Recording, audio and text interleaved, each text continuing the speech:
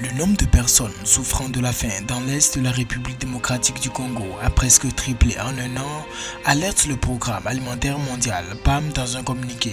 Face à l'urgence, l'organisation annonce avoir besoin de 870 millions de dollars pour la réponse humanitaire en RDC.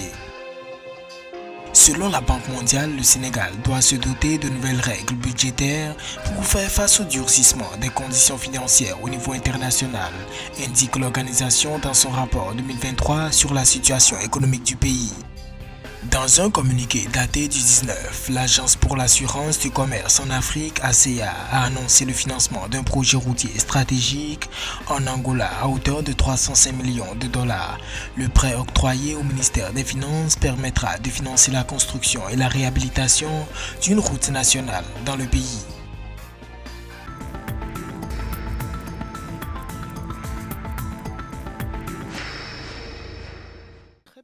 Face à l'aggravation de l'insécurité alimentaire dans l'Est de la République démocratique du Congo, RDC, le Programme alimentaire mondial PAM a activé son niveau d'alerte le plus élevé afin d'accroître l'aide en faveur de ce pays. Le PAM estime avoir besoin de 870 millions de dollars pour faire face à la situation chaotique en RDC, alerte un communiqué de l'organisation publié le 20 juin 2023 à l'occasion de la Journée mondiale des réfugiés. La situation de la RDC est une situation à géographie variable. La réalité, c'est que la situation à l'est de la République démocratique du Congo, en l'occurrence liée à toutes ces questions de stress, de faim, particulièrement consécutif à la guerre nous imposée en RDC par le M23 et le Rwanda, il faut reconnaître très malheureusement que la précarité des gens devient trop importante et donc la question du stress de faim est une conséquence pure et simple du fait que les gens ne peuvent plus récolter ce qu'ils ont sémé, ils ne peuvent plus travailler, ils ne peuvent plus bénéficier de leur système économique habituel. Selon le communiqué, si la situation continue de s'aggraver, environ 25,8 millions de personnes seront confrontées à une insécurité alimentaire aiguë dans le pays en 2023. C'est pourquoi le PAM a activé un programme d'intensification globale de ses opérations pour l'Est afin d'accroître l'aide à apporter à environ 3,6 millions de personnes vulnérables au cours des 6 prochaines années. Et nous espérons beaucoup que c'est quelque chose qui va changer rapidement, aussi vite que cette situation de précarité, de paix sera maîtrisée. Le conflit aigu dans l'Est de la République démocratique du Congo est la conséquence de l'insécurité alimentaire. Il est donc crucial d'adapter nos réponses à une crise prolongée ou de risquer de voir une augmentation exponentielle de la faim en RDC dans les années à venir, provient l'agence de l'ONU.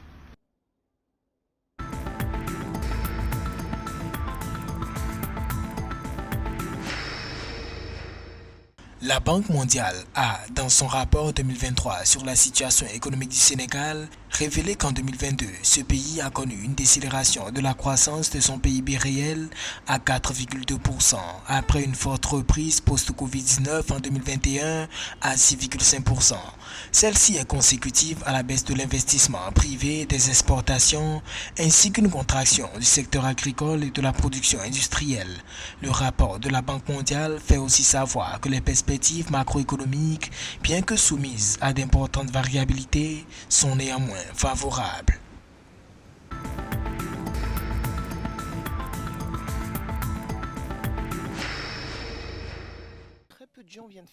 L'Agence pour l'assurance du commerce en Afrique, ACA, soutient un prêt d'une valeur de 305 millions de dollars au ministère angolais des Finances pour la construction et la réhabilitation d'un projet de route nationale. Si l'Angola n'a que récemment adhéré à l'ACA, l'organisation a déjà soutenu des transactions dans le pays représentant des investissements d'une valeur supérieure à 1,4 milliard de dollars dans les secteurs tels que la construction, l'énergie et le gaz, les infrastructures, le commerce et les transports, l'approvisionnement en eau,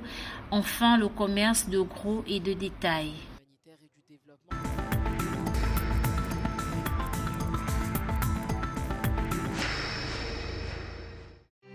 La Direction générale du Trésor et de la comptabilité publique de la Côte d'Ivoire a obtenu le 20 juin 2023 un montant de 55 milliards de francs CFA sur le marché financier de l'Union économique et monétaire ouest-africaine UEMOA à l'issue de son émission simultanée de bons assimilables du Trésor